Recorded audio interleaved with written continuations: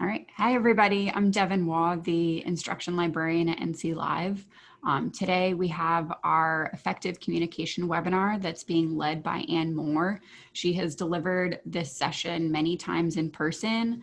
It is wildly popular at our regional workshops, and we are so glad that she has offered to lead a webinar on it. She is the university librarian for UNC-Charlotte, as well as the current president of the Library Leadership and Management Association of ALA. She has held many leadership positions in academic libraries around the country, and her research interests focus on academic library spaces, staffing, and organizational development. So we are really excited to have her here today. I will be monitoring the chat and just kind of reading out things to Anne so that she's not having to do that as much. And I'll be monitoring the polls for today. But with that being said, I'll just kind of have Anne take it over. Great, great. Well, welcome everyone. I'm glad to see you spending this nice hot afternoon talking about communication with me. And as Devin mentioned, this is the first time we've done this virtually, and so we aspire to have the same kind of engagement among the participants that we have been successful with in the face-to-face versions, but please bear with us because we're going to be engaging with you through polls. I'm also going to be calling for volunteers to unmute and interact with me or to present from their worksheets that they did in advance. And I did want to remind you, if you didn't have a chance to look at the two worksheets and the infographic that Devin sent out, please go back to the email she sent you and download them and have them open on your computer, because there are a couple points where we're going to have you look at those, and you may be the one selected to talk about yours. I hope at least some of you had an opportunity to work on the communication styles and the situation, behavior, impact worksheets, as well as to kind of prepare a little simple elevator talk in advance, because that will make it a lot more fun. So welcome. I'm really excited to be here. We wanted to start with a couple of polls to get using the polls, because we're going to be doing it several times, plus to learn about the group, so you can learn about one another and I can learn a little bit about you. Devin, do you want to start with poll 1, which is about what type of library you work in? Yes, so that poll is launched. Everybody should be able to see that now. And just select the one you want. And if you don't fit into public, academic, school, or corporate, just click other and submit, and we'll find out. And I'm hoping that this will help in the examples if we find a preponderance of one type of library over another, or we want to make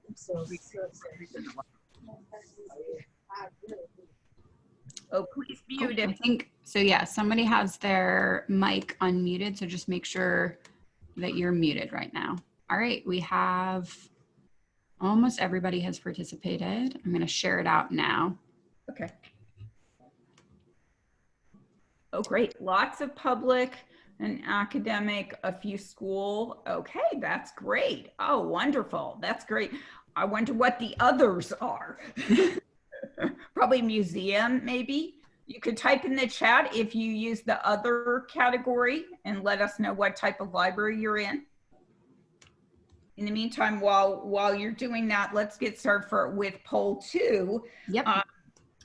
And Devin's going to show that. So we were just talking about the worksheets. It's actually 2 worksheets, and then the infographic, which would help you to write an elevator speech. So did you review and perhaps complete them in advance? I just want to have an idea of how many people, the pool I have to call on for volunteers.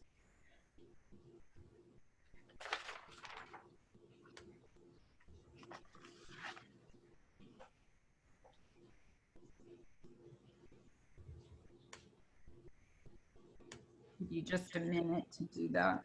All right. It looks like everybody has completed this so far. Good, good. Okay, so we have about a quarter of us who actually had some time to look at that in advance. That's awesome. And I think that once you're exposed to this, you can either work on the worksheets while we're talking, or you can do them afterwards. I think they're very helpful. Okay, very good. Okay, so now we'll get started. Where's my screen? Didn't advance. Let's see. There it is. Okay. So I have selected 4 different topics that I think are helpful in learning about communication, effective communication in libraries. And I've been in the profession since 1980. I know it doesn't look like it. Could be that old, but I am. So these are things that I have found to be helpful that I picked up over the years. But we know that communication really encompasses everything we do, and you may have had other topics that you wanted covered, or that when you signed up for a workshop called Effective Communication, you thought you were going to learn about or wanted to learn about. So if you have another topic you were just hoping we would cover today, please type into the chat box and we'll see how we can fit those other additional topics into today's program. And so the things that we're going to be talking about are just some basics that I've picked up through my career, and also communication styles, elevator speeches, and then providing feedback using a particular tool called the situation behavior impact. Okay, so if you have any other ideas, things you want to learn about or questions as we go along, please type them into the chat.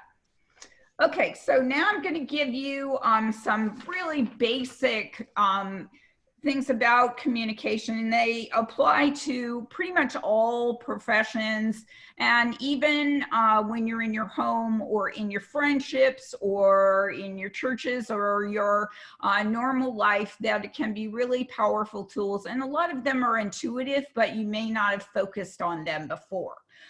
So the first one is to always choose the positive approach. That seems kind of self-evident, but if we start a conversation with someone else about what they did wrong, or about how upset this particular situation made you, it often means that it would be very difficult to recover the situation.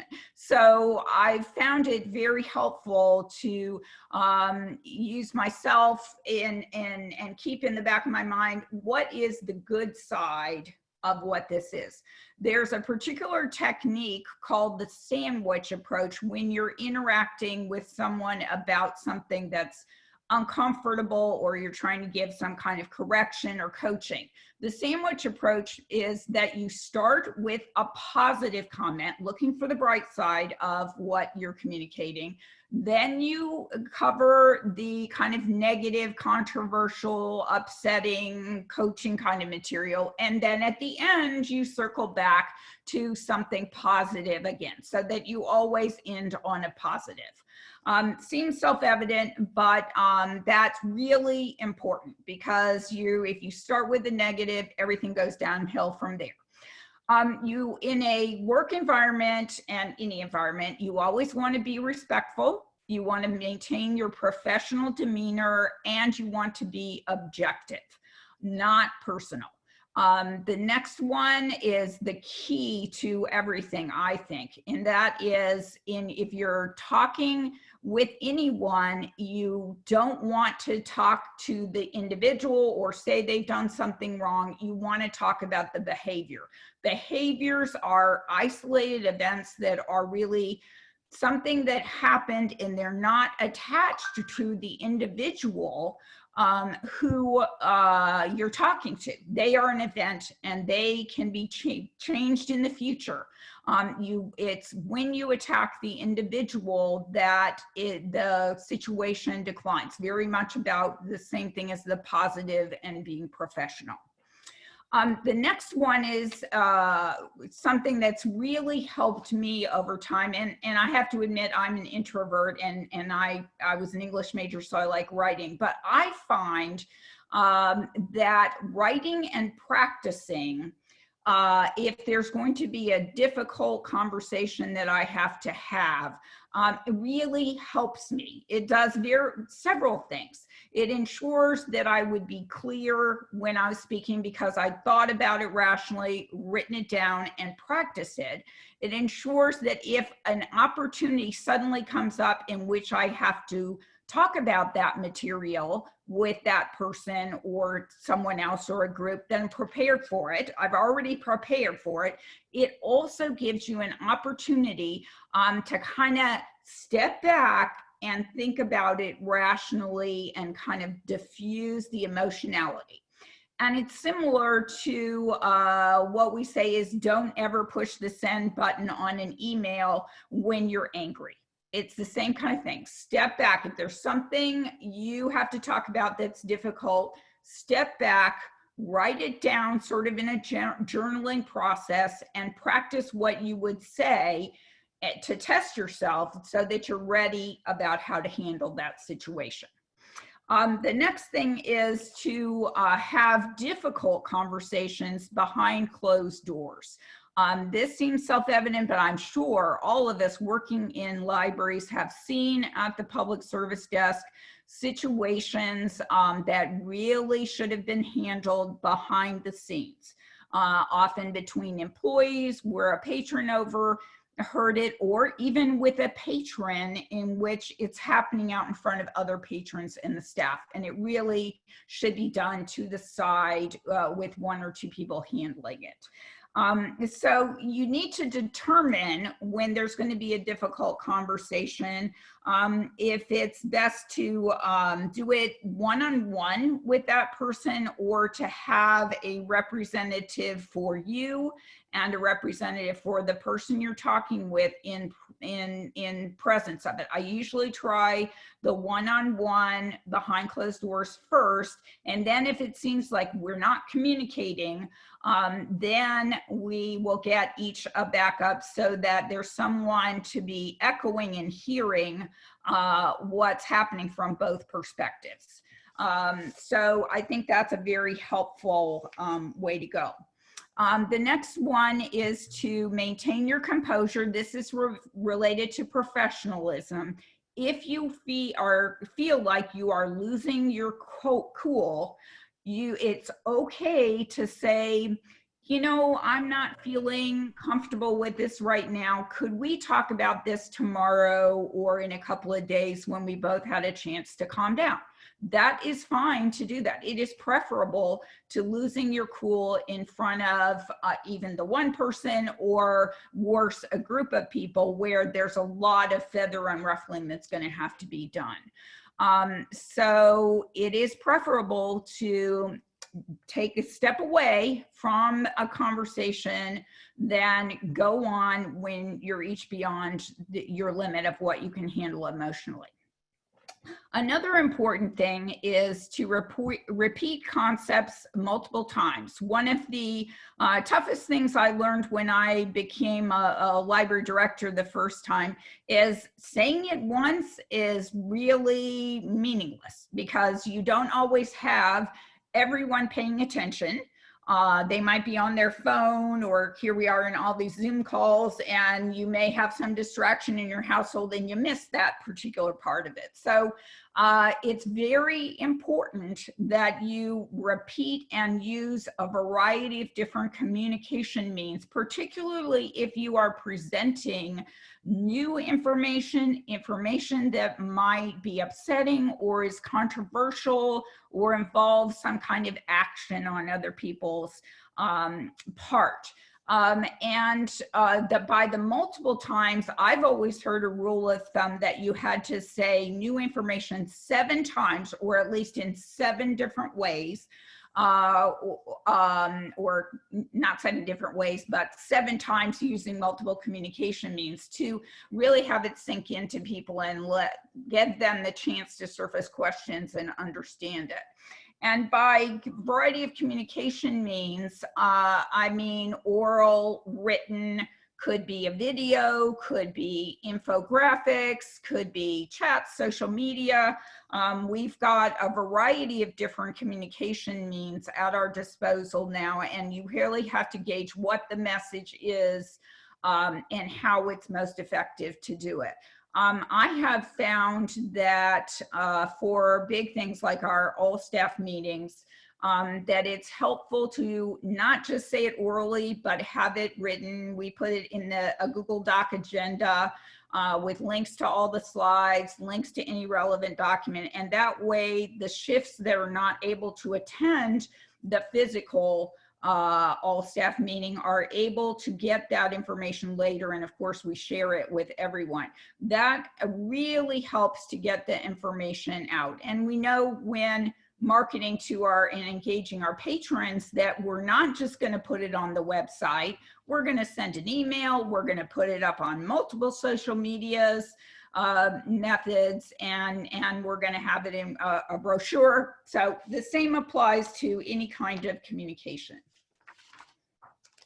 Okay, so now I'm going to be very interested to see how many people are actually use this next tool that we're going to talk about. I learned about active listening when I was in my first master's in counseling, and but everybody seems to know about it. So we'll do a poll in a minute. But whenever you're having a difficult conversation, it's really powerful to slip into active listening mode. And what that means is you kind of pull back, you get silent, and you listen to the other person deeply. Then after you've listened, you restate what they have said in your own words, trying to summarize it and clarify it. And then you give the person who said it, made their statement, an opportunity to clarify. They're hearing their concepts restated back to them, and that gives them an opportunity to clarify and straighten up anything you didn't understand. Then if you still have questions, you can probe and validate the message. Be sure to incorporate I statements. So they said something to you, and you give your impression of what you learned and how you responded to that. And try to encourage them, be supportive, positive, all those things we've just talked about. And then if they become agitated because the topic is agitating to them, you want to kind of redirect them to the good side of it, to the positive side, to the supportive side, to help them feel more relaxed. And then it's really important to get the consequences of to ask about what's going to happen as a result of whatever you talked about, so that maybe you can help with that part, which is, okay, the next steps that might be logical to take, because after all, they're telling you about an issue or a problem of concern to them, and they obviously want some help with it, either directly because you're their supervisor or indirectly because you're a friend, a family member, or a coworker. So that's how active listening works. So I wanted to see if we could get a volunteer to practice active listening with me. So if you're willing, I'm going to tell you what the question is. If you're willing, please volunteer in the chat. And hopefully we'll get somebody who's willing to just do a little role play with me. So the question is, for the volunteer to describe a communication issue that you face in your workplace, home, or other social environment, one that really frustrates you. And then I'll listen to how you describe it, and then I'll try to apply active learning principles in a little short conversation. So if you're willing to volunteer, please type in the chat. Again, so just click on that chat icon in the black bar at the bottom of your Zoom screen. And if you feel comfortable volunteering, just put your name in. Otherwise, Devin will have to do it. Well, no, I'm happy to, but oh, okay. So we have Colleen. Okay. So Colleen, if you want to unmute yourself,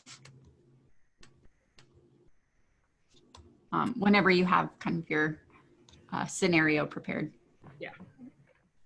So it's very simple. Any communication issue that you face that frustrates you. I've been having some trouble with my audio. Can you hear me? Yes. Okay, wonderful. So I can tell you what my situation is.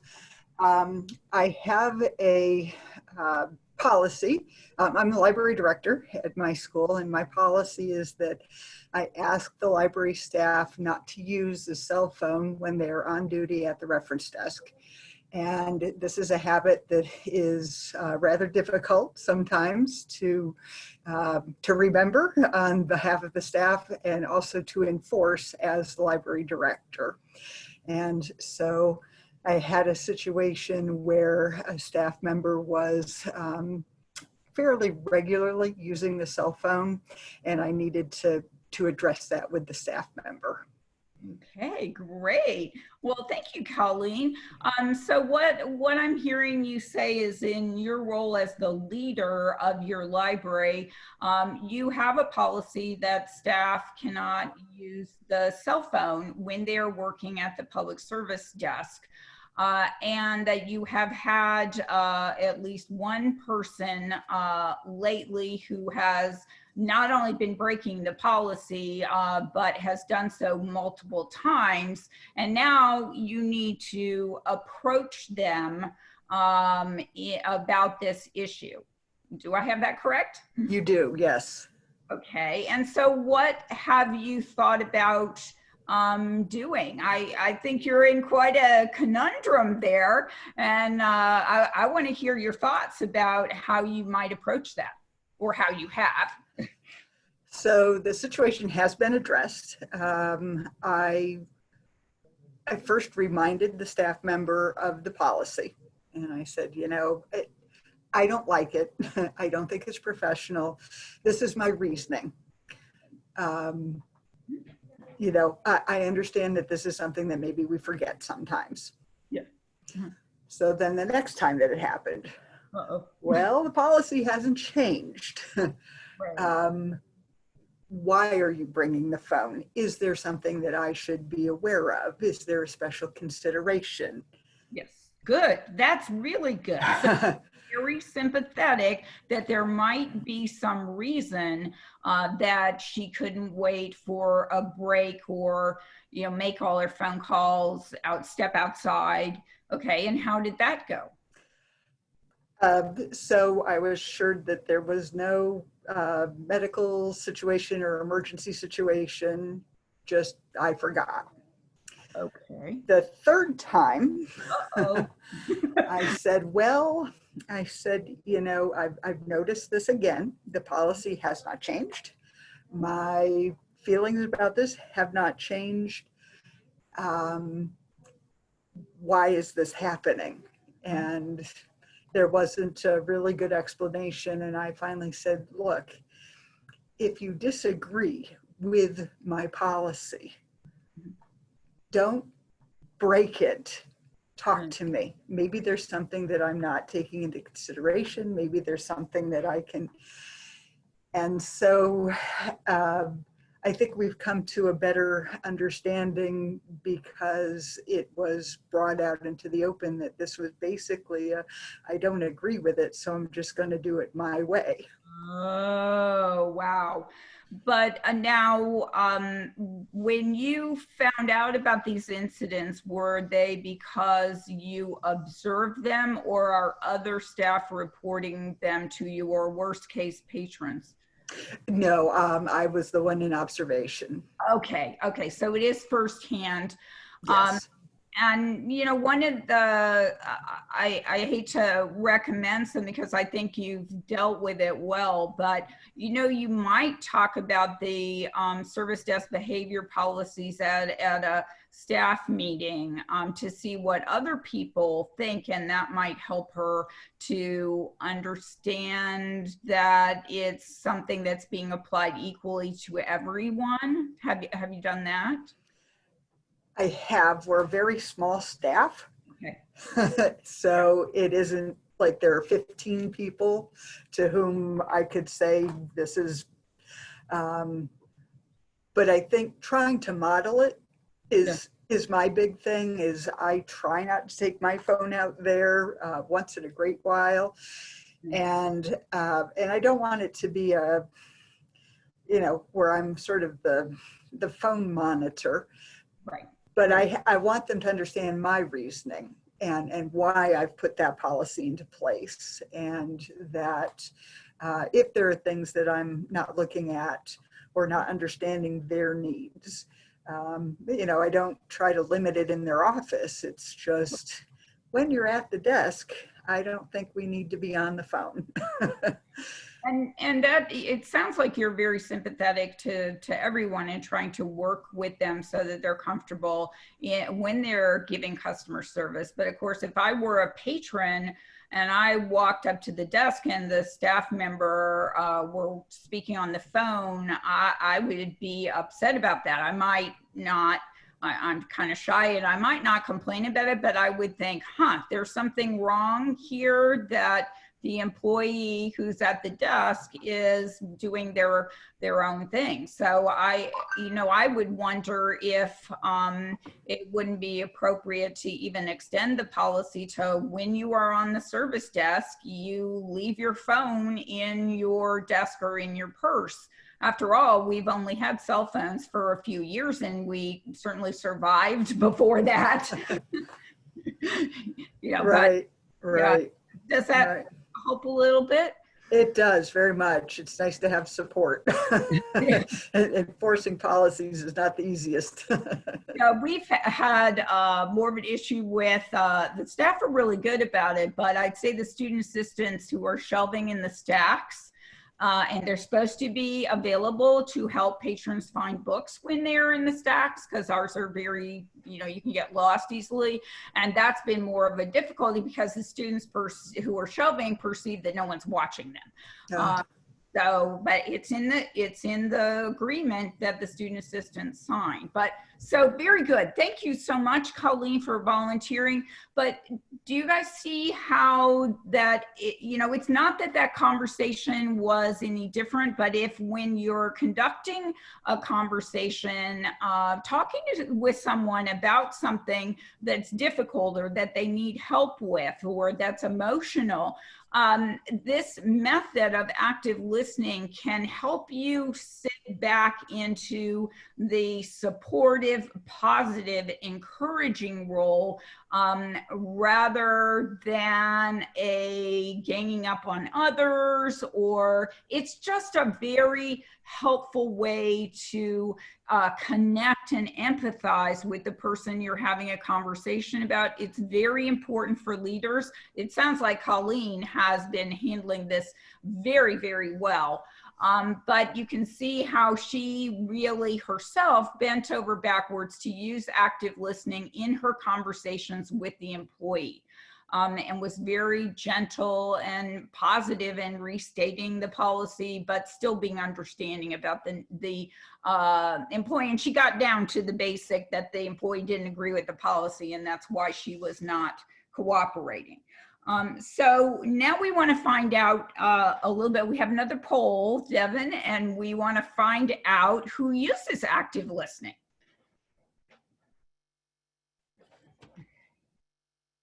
Oops. All right, so the poll is launched. I think another thing that Colleen did really well is she turned the conflict into something proactive as a team. I think people, especially sometimes like those who are conflict averse, treat any sort of disagreement as negative or a sign of issues. And in reality, conflict's a good thing. And so if people are able to turn something that feels challenging or feels tense between themselves and a peer or subordinate or a supervisor into an opportunity for people to kind of have a healthy discussion, then kind of more power to them. It's not always easy. Yeah. And I think it's really helpful in the active listening part of this to sort of, if you're the person who's listening, to turn the page, particularly in libraries, to turn it to the other side. Like, how would a patron approaching the desk experience this employee talking on the cell phone?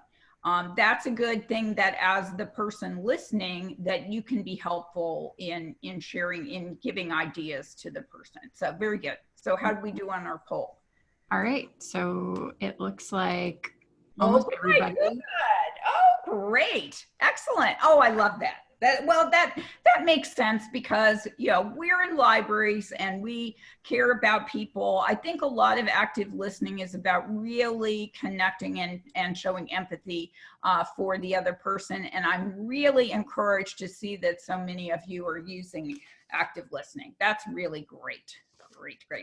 And are there any other questions about, I'm still sometimes having trouble getting, about the basic workplace communication techniques? Any questions? Just be sure you type them into the chat. Okay, so now we're going to move to the second of the three areas that we're going to talk about, and that is the communication styles. And you have a worksheet that was given to you that she sent out, that Devin sent out, that talks about the different communication styles. Can you see that? No. Can you see it? Nope. Sometimes I have to see it. Yep. You can? Oh, okay. Okay. So in that document that she sent, it talks to you about, I'm trying to move this over, the different, and that'll be on a slide, the 4 different types of communication styles. Now, if you look for communication styles online or in research databases, you will find different ways to describe them, but they always use 4 of them. So even if they use a slightly different word, that's what it is. And then we are going to talk about each of those communication styles and be thinking about, you're going to fill this sheet out for your communication style. So you need to look through the 4, see which one you fit into, and then try to answer the 5 questions. What's your style? What are some of the characteristics? In what ways is your style different, misunderstood? How could others deal more effectively with you? And what would you like to tell other people about it? In the meantime, I'm going to talk a little bit more about communication styles. Let me get back to my slides and hope they show. Can you see that now? Yes, you're good. Okay. All right. So we have the 4 different styles. Now, I don't want to oversimplify this. This is a tool to help you communicate with others. All communication styles are equally good. They're just trends, a dominant or preferred style that you have. When we all use multiple styles, we're not stereotyped into these 4 categories. However, we have proclivities. And I think once I was exposed to this, I was able to kind of figure out which category each of my associate deans and the major people I work with in my library fall into. And boy, has it helped me to understand that their approach is perfectly valid, and that I, as the leader, am often the one who needs to accommodate my style to meet their needs. Same with all of the people, all of your coworkers. If you can understand this, it can help you have more successful interactions.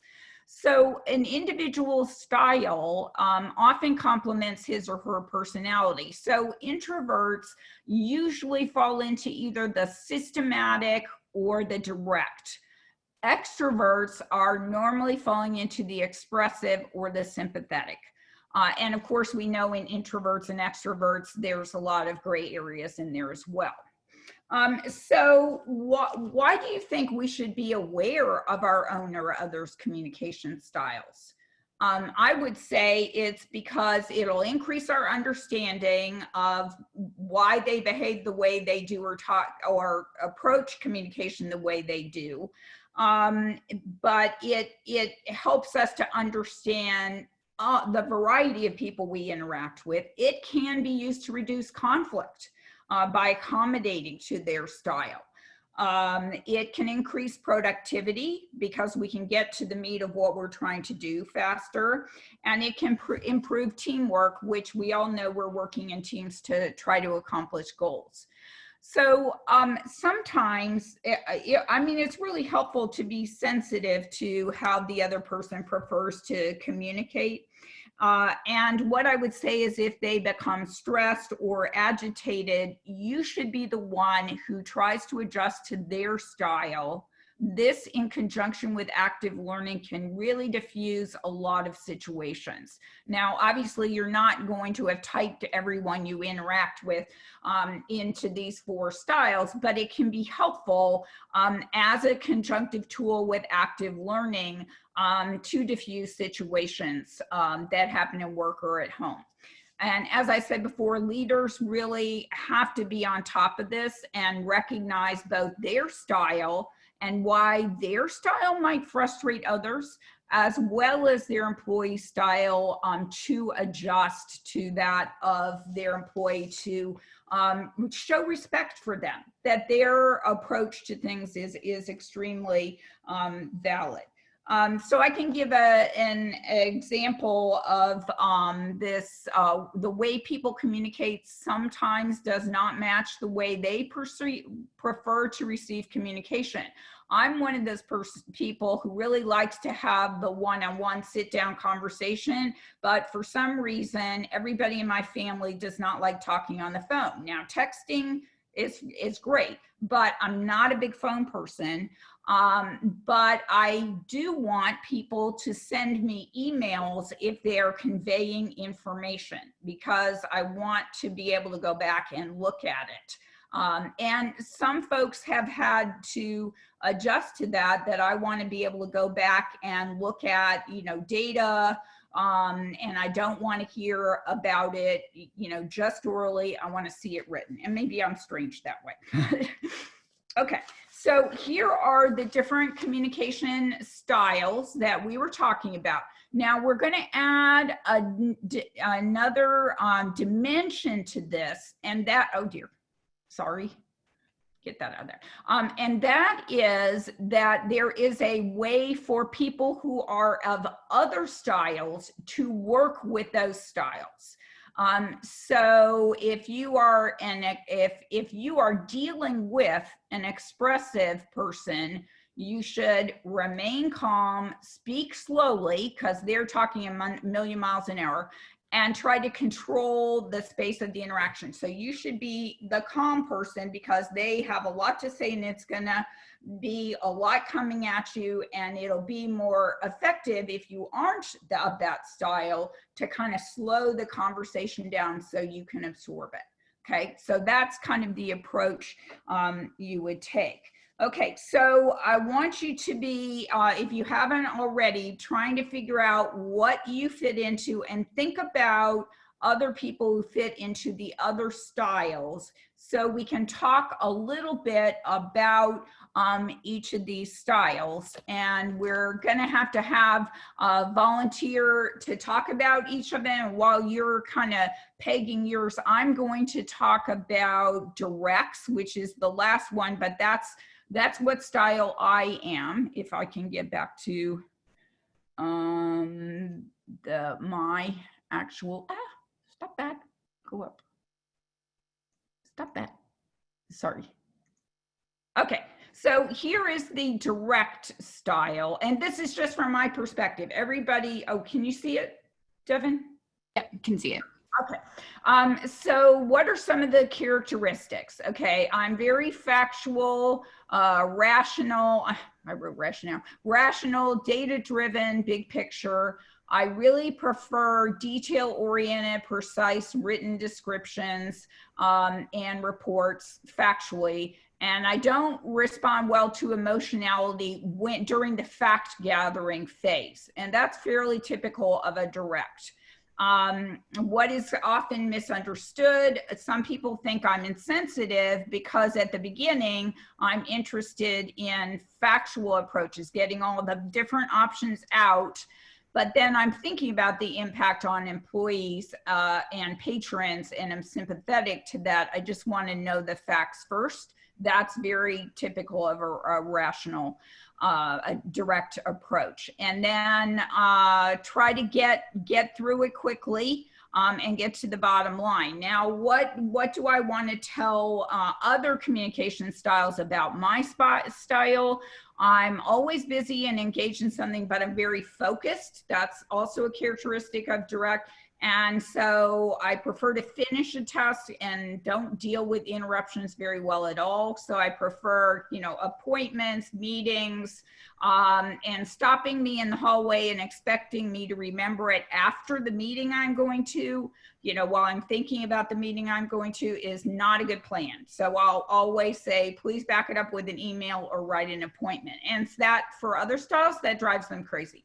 And I need written, as we said, need written outlines. Okay, so let's see if there is somebody who's willing to talk about, oh, I should say that the response to directs is, and this kind of makes sense, if I'm asking someone to do something that's unreasonable, I'd rather they go ahead and tell me so that I know it's not going to happen or I can find someone else rather than just not doing it. That I don't know why, but that also drives me crazy.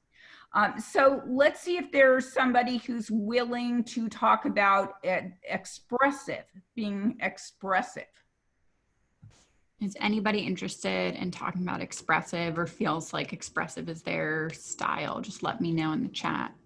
Yeah, or any of the others. We don't have to do them in any particular order. Anybody? All right.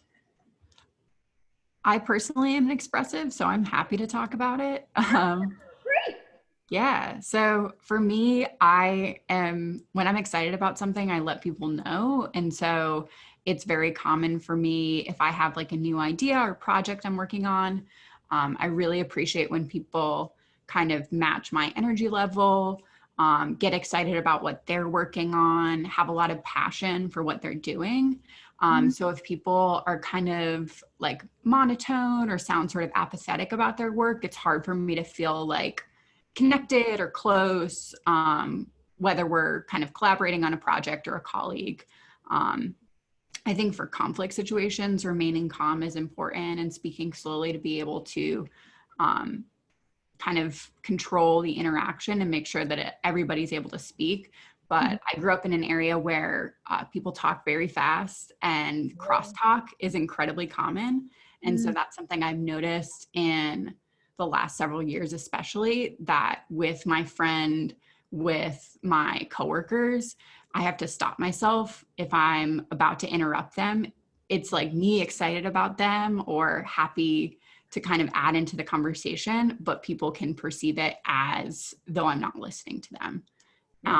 And so that active listening mode is really important for me, especially when it's like a serious conversation that needs to happen. Yeah. Yeah, I have the same problem with interrupting others, and I don't intend to. It just like happens. I just still need to work on that. So that's great. That's awesome. Does anybody want to volunteer to talk about systematic? If not, I can talk about that one because my significant other is systematic. The systematic really is rather, I would say, linear and very analytical and very detail oriented. There are many in our profession who are that way because we're very detail oriented as a profession, which is great. And so the systematic is not necessarily the strategic planner, but they can be in their area. And really want to focus on how to get from point A to point B and not leave out any steps in between, which is very important in librarianship and computer programming and banking, things like that. But systematics, unlike the expressives, do not thrive on conflict normally. They don't care for it and want to avoid it at all costs.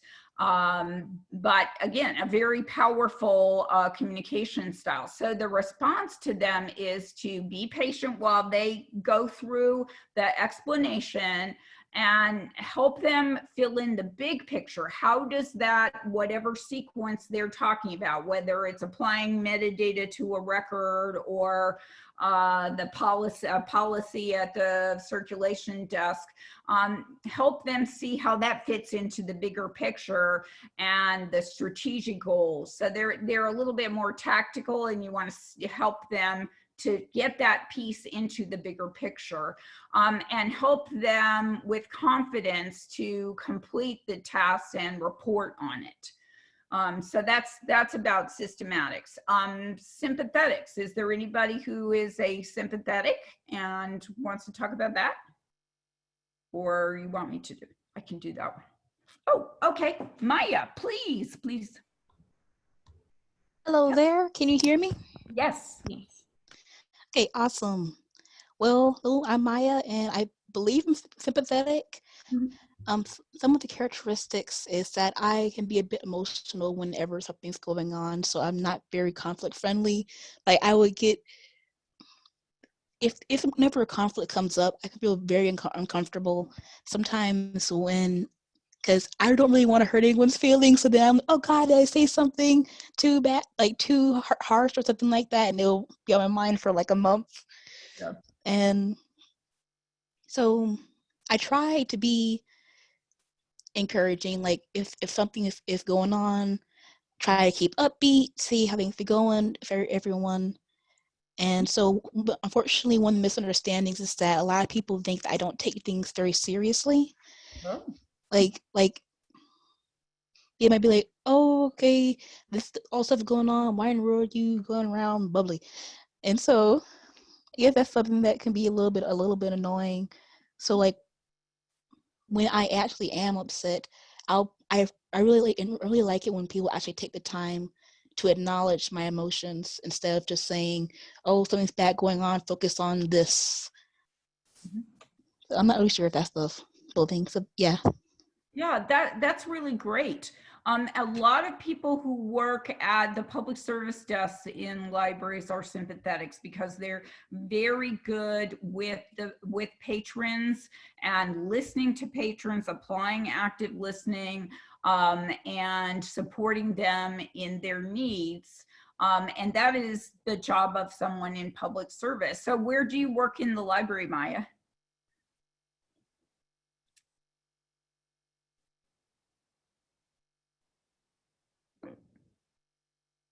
Decided not to. It's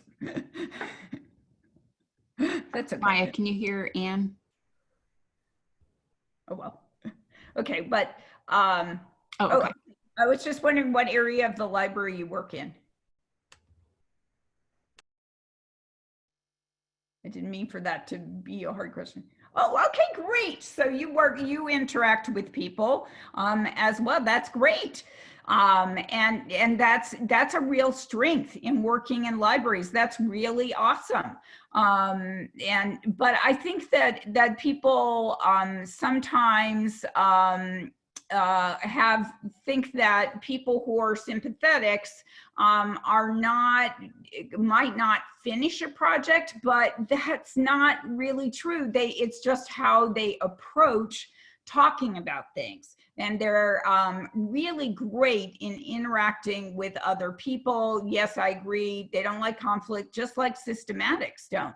But I think that it's really important to see that there are people who have these communication styles, and that all of these styles are very important. They're all equally good, equally powerful. We need people of all of these styles to get work done in a work environment, in a home environment. If we were all expressives, we might not be able to move along with things. We need that balance of expressives, systematics who are outlining step by step, sympathetics who are sympathetic to other people, and friendly and warm, have that nurturing characteristic, and directs who are the big picture kind of people. And you notice that we have at least two groups that don't care for conflict. Oops, goodness. Sorry, backwards. There we go. Sympathetics and systematics. And then the expressives really like conflict. And conflict is important to work things out. And so it's really important that we have these different styles. But recognizing, so now if I'm a direct, and I understand that there are sympathetics and like Maya, and expressives like Devin, I can accommodate, I can appreciate that there's nothing wrong with them having a different style than I have, but that we need all of us to do the work together. And so I hope that you will be aware of how these different styles interact and how important they are to our success, and that will help you respond to people of the different types and help people respect everyone and help them to get along. So let's see our next poll number 4, and see what Devin has for us this time. Oh, Jamie has the gun. Yeah. Yep. Oops. So this poll is launched. Okay, so fill out which style you think you are. Now, we did have Jamie say she is not sure she fits into any of these categories, but has characteristics of all of them. An excellent point while you're doing the poll is that, yes, these are kind of stereotypes, and you may see that you have tendencies in all of them, but it's helpful to kind of think about what the difference is between these approaches and how they can be powerful in different situations. So if you're on the service desk, to be sympathetic to the patron, also you have to kind of play the game where you have policies and procedures that you have to explain to them that you may not be able to change, but you use your sympathetic characteristics to engage with them and make them feel good. And, I always say about service point work that you really want to not say no, even if it's the policy, what they're asking for conflicts with the policy. Well, is there any way that you can shape it to work with with the policy, what they need, or get a supervisor to try to override it. So I think it's really interesting to see the results that we have a lot of sympathetics. That's great.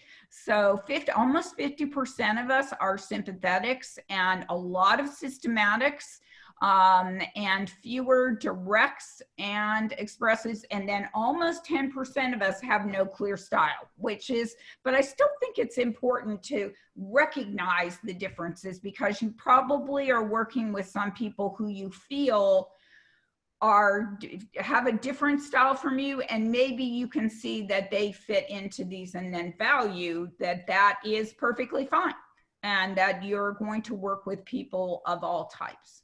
Is that helpful?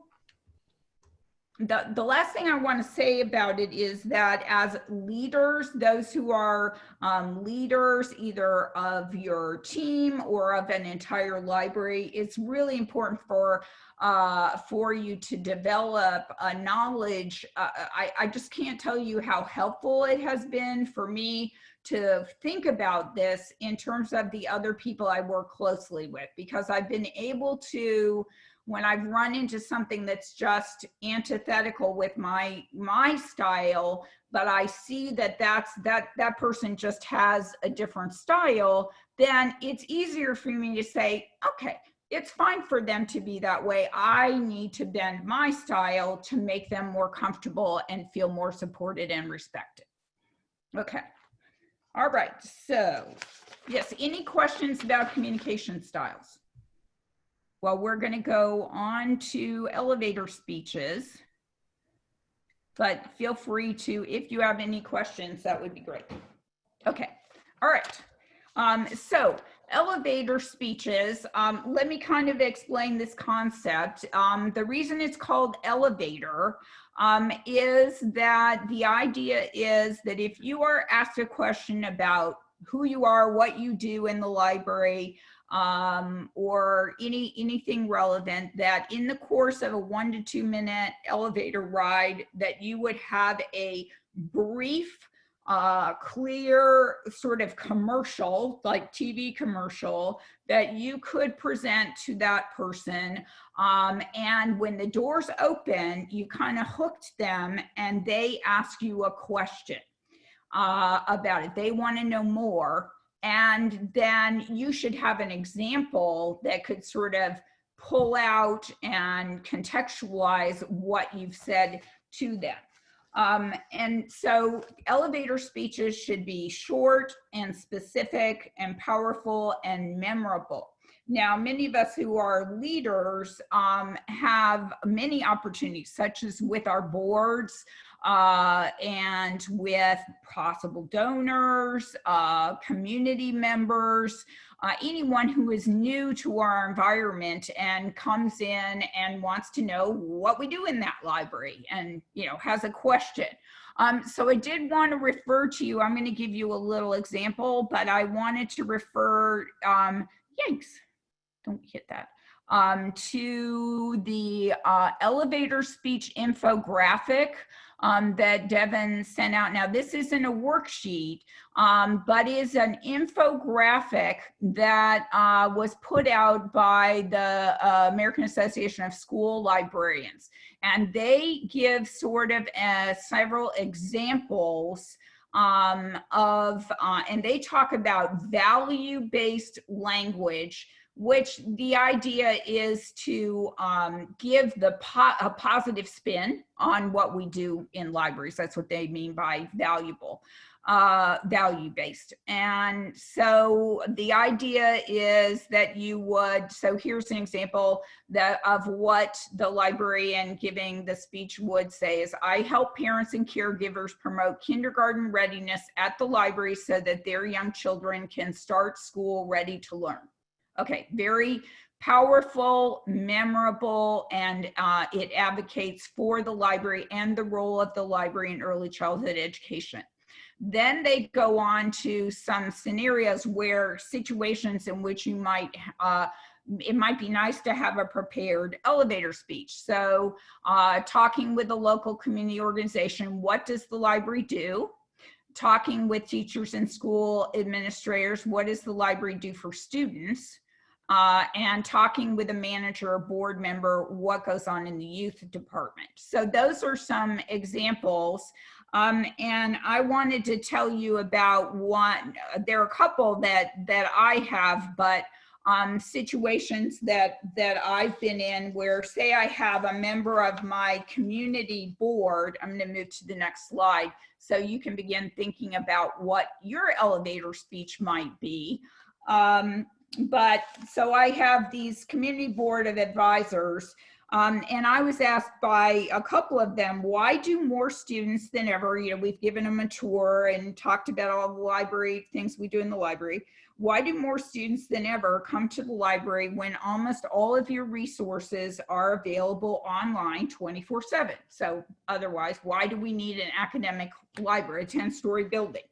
And so what I say to them, well, we spend $13 million on resources, and yes, a lot of them are electronic, but of course we have, you know, over 3 million physical items as well. But what we do beyond that is to help give students and faculty support in their research and in succeeding in their academic endeavors.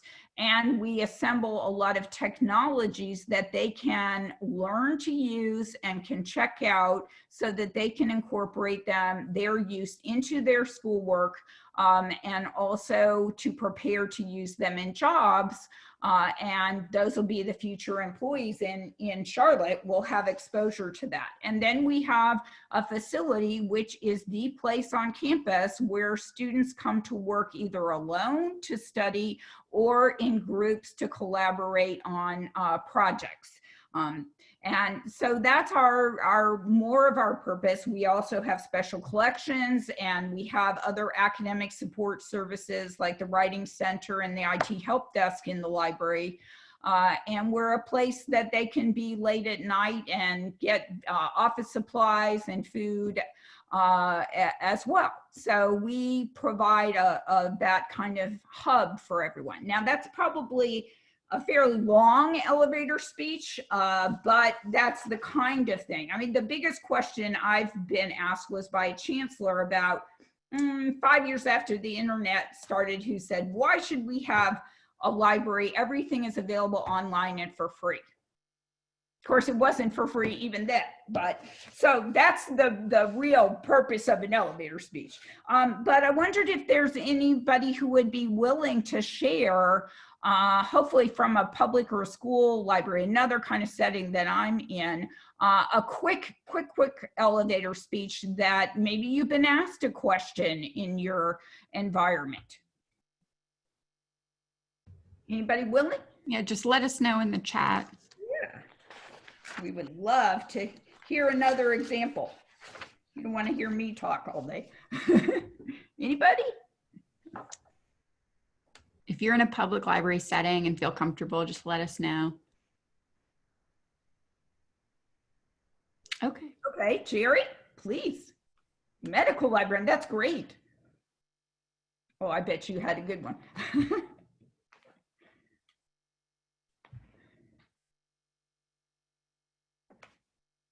Can you unmute? Yeah, Jerry, you should be able to unmute yourself if you can. Oh, you're going to type it? That's quite all right. Oops. Okay. When he was a medical librarian, the library provided over 3,000 research articles. Yeah.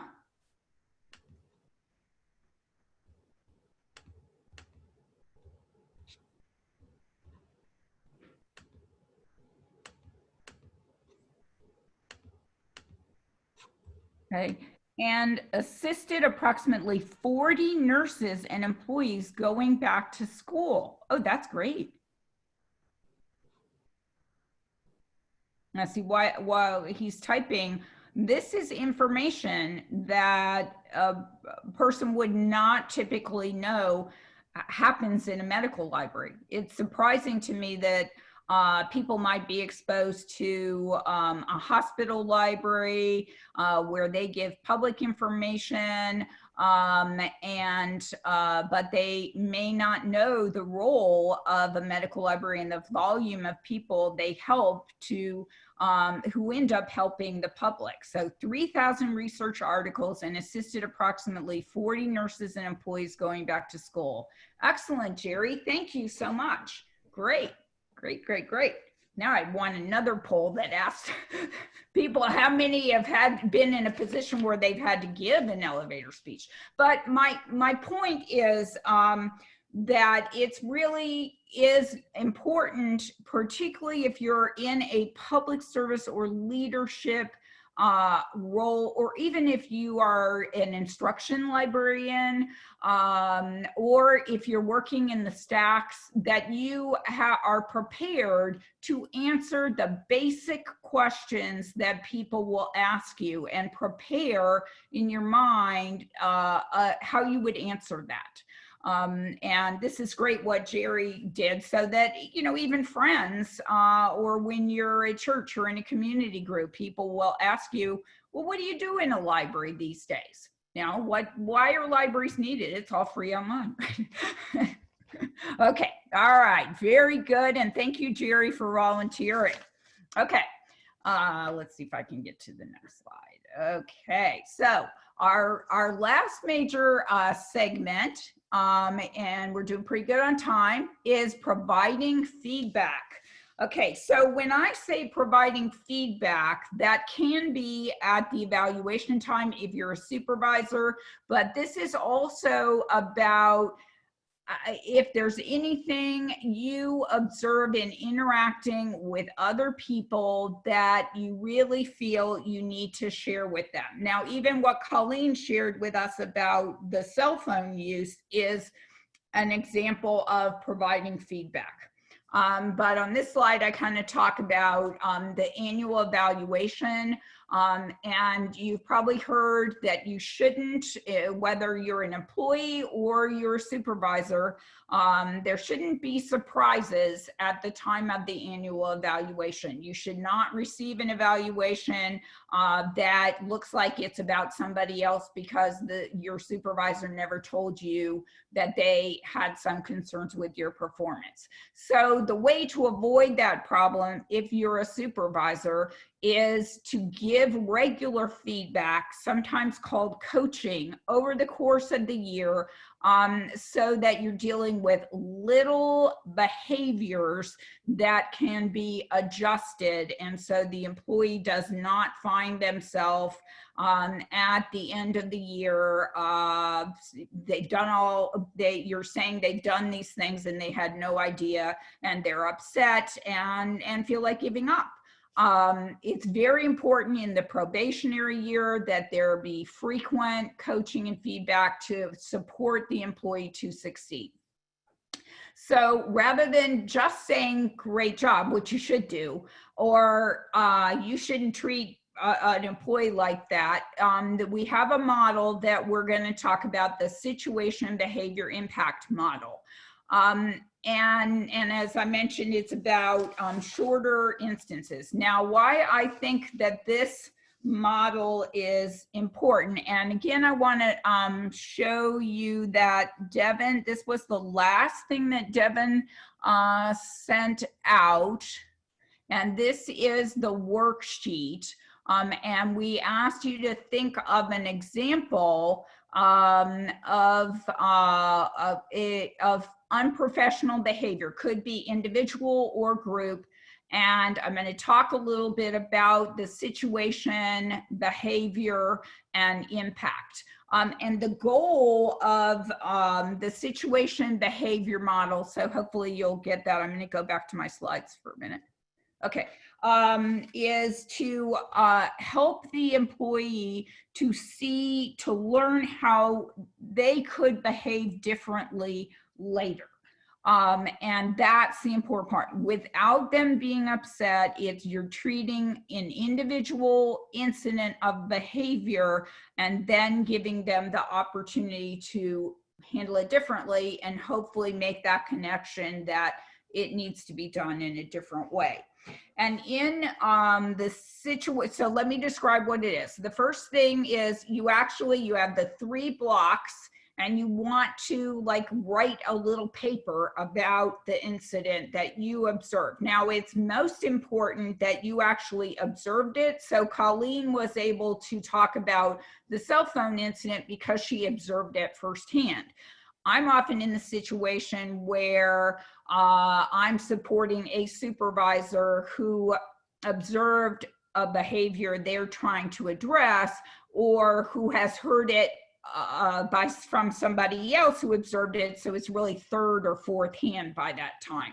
So observing it is much easier. So what that means is if you learn about a behavior but you didn't observe it, you want the person who observed it to be the one doing the situation behavior impact work. So you start with the factual specifics about the situation, basically when and where it took place. And you want to then describe the actual behavior and in objective terms, so not opinions and not judgment. This is hard because usually these are emotional things. And then the impact or the consequences on the individual, on you or someone else or a group, if it's in a meeting setting or a team meeting setting. So you want to be complete, honest, clear, and direct. And the intention is to kind of present it very factually and very rationally to remove all the emotion and ambiguity of the message. And then in the impact, you're describing how it impacted others so that the person who performed the behavior can get out of their own lens into the lens of those who experienced it.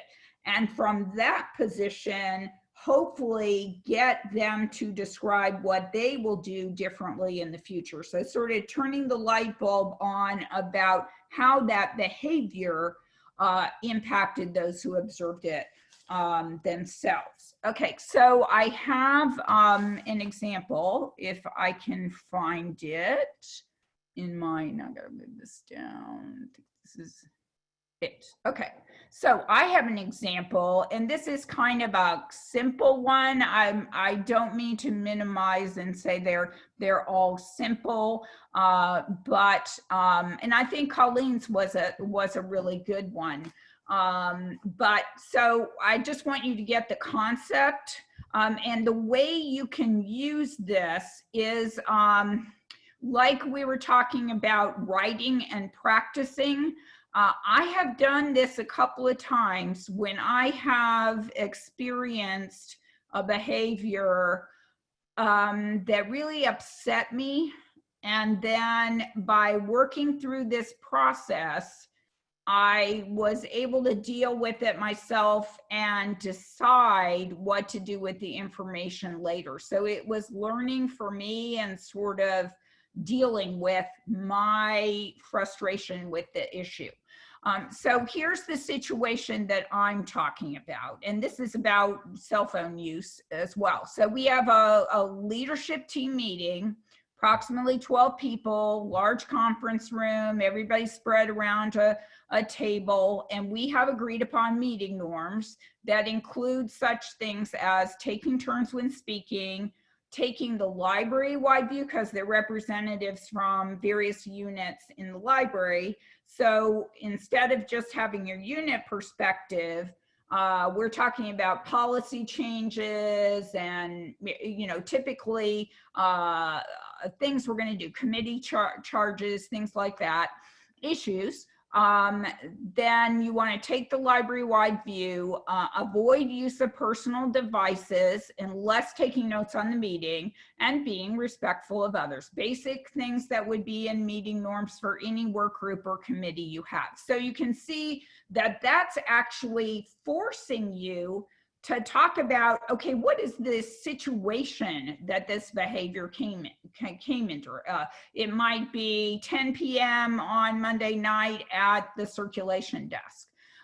And there was one person on the desk and there were very few patrons and this patron came up, that kind of thing. Okay, next is the hard one. You've got to non-judgmentally explain the behavior.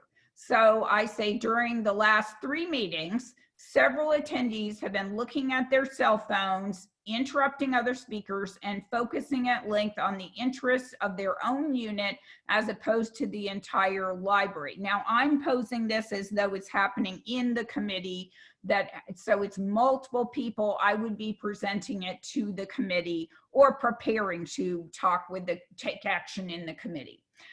So if only one person did this, So if you only had everybody was in the room and only one person was having a problem, you would want to do that one-on-one, okay? And you want to be as specific as possible because we're focusing on the behavior rather than the individual. The behavior as that can be changed in the future rather than that the person who did whatever it was bad. They're not bad. It's just a behavior. Okay, so does that make sense? Okay, all right. So then again, we're going to be objective in this section, which is what is the experience, in this case, of the other people in the room at the time observing this behavior. Okay, so other attendees began looking at their devices and lost interest in the meeting. Now I've moved to what was the impact on the people in the room. They lost interest because these people were looking at their devices. So obviously the meeting's not important and we can all look at our devices. So we have been less productive than we should be, and we have not had time to air the wide variety of perspectives that make our decisions optimal, well-balanced, and inclusive. We did not reach decisions on important issues, and other committee members may lose confidence in our process. And that's really the important point, is that the whole purpose of the meeting is undermined because the attendees are not engaged and giving it their primary attention. Now, I felt it important to say I don't intend to devalue unit issues, because one of the things was about too much time being spent on specific unit issues, which, you know, we want to get all perspectives, but that the unit managers who are to be in this room to resolve issues, but to have the library, in most topics, the overall view, is that I don't want to devalue unit issues, but want them to think about whether in this particular situation that information is important for all of these people to hear in the room. Because after all, we're all focused on that time and we want to maximize it. Okay, so that's that one. And it's you know, you may have something that's a little bit tougher, but so then I would go further, because this is a group, and engage them in a conversation about what actions could be taken. First, go through the meeting norms so that we see that everybody's agreed to these. And then a couple of suggestions. What if we have a break midway through? So everyone can go use their device, catch up on their email, you know, go get coffee. And should we try a talking stick to ensure we don't interrupt one another? Again, Devin and I were talking about that problem. I'm probably the prime offender there. And then any other ideas they would take up. Now, I've been in various meetings where we had to do this kind of thing, and like my leadership team didn't like the talking stick idea because it's time consuming, but they love the break idea. And that has really helped. You know, you don't use the cell phone while we're talking, but we're going to give you time every 50 minutes or so to engage in that. Okay, so is there anybody, you can of course ask questions about that, but is there anybody who would like to share an example that they have from their workplace that they would like to share with us? I'd love to hear another example from someone else's library. Anybody, please? Yeah, feel free to let us know in the chat. You don't have to put in too many specifics, but just kind of a scenario that's happened to you or situation would be helpful. Yeah, here's some examples. You know, being rude to a patron in front of other staff or patrons is a good example, if you can think of a situation with that. How do you handle you know, the situation that Devin and I have with interrupting? I think somebody should beat me over the head every time I do it, because as soon as I open my mouth, I'm like, why did you do that? I don't know. Turning in work late. We all have problems with that. working independently without checking in with the supervisor, being late, chronically late. I mean, we have an agreement with all of our student assistants where that's the primary area, that if they don't show up 3 times or they don't let us know with 24 hours notice, then they'll be terminated. But what do you do when you have a staff person or a faculty member, an employee who is chronically late for their shift? Well, people who are on the public service desk, you're coming on for a shift. But if you're in another area of the library that doesn't have shift work, sometimes you can get away with that and might get in a pattern of it. But actually, that's not fair, because the people on the public service desk have to be there absolutely punctually or let somebody know because they're inconveniencing someone. So, but this, I don't see that anybody's volunteered, but I have to say again that I have found this tool. At first, when I learned it in a workshop years ago, I didn't think I would use it, but I have, when I've been really frustrated with something that happened, as I mentioned before, I've tried this technique and found it to be very useful. And in one situation, I did pass it on to the direct supervisor. I filled it out and I passed it on to the direct supervisor. I don't know if they presented it to the employee, but it really made me feel better because I was able to kind of get it out of my system and get it down, and it made me kind of step back and put it down. Okay, how did that impact the other people, not just me? So I hope that you'll use it, but let's have Devin do our last poll. Yep. And please, if you have any questions, I love questions.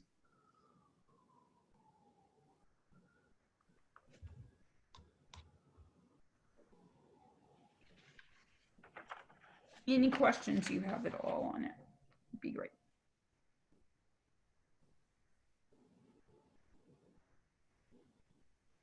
Yeah, and if so at the beginning, Anne mentioned any other communication topics that have come to mind that you want to discuss, or situations in the last couple of months. I know that right now a lot of people are kind of working either within the library in a very distributed way, where people are kind of in their own offices, or and that can create communication issues. And so if anything comes to mind, let us know in the chat. We're happy to discuss and stick around for a couple of minutes after too to answer any questions or situations. I'm gonna, I'll talk a little bit about that, but are we ready to show the results? Yes. Okay. We've had almost everybody vote. Okay, good, excellent. Okay, and 11 people already use this technique. Great, but 81% will use it in the future. I really suggest you try it. And it's not just for supervisors, it's for anybody in any meeting, service point, any position in the library at all, or even at home, it can be helpful. Well, I'll talk a little bit about this communication in the Zoom environment. It has a lot to do, the way you respond to it has a lot to do with how many distractions you have, how you're just plain coping emotionally with what's going on, whether you're able to do your regular job remotely. Some of us can, some of us can't. And it's just an emotionally difficult time for everyone. What I've seen, because we've been doing this for so long, that it's kind of been in different phases. And we started in our library initially doing at least a weekly 1 hour kind of social get together to just get people communicating, because people who are expressives and sympathetics really do, extroverts do not do well with this being home and not interacting with their peer groups. So that really helped us a lot. So I encourage you to reach out to others to get some support with what you're going through. And it's very difficult for people who have a complex life at home right now, where they might be caring for children who are not in school, or parents, grandparents, relatives who need a lot of support. And it's a very difficult time. So we've found that you've got to bend over backwards with that communication to try to get people, keep them informed, keep them engaged with one another, help them find work, help them get a computer from their workplace to work on. I mean, really, the situation is different for everyone, but I think bending over backwards in the communication area is really, really important. And having these live kinds of interactions, as well as a lot of written material, is helpful. Multiple means of communicating with people so they know what's going on, what is the latest about, we see the news, but what is happening in our workplace? What's the future going to be like?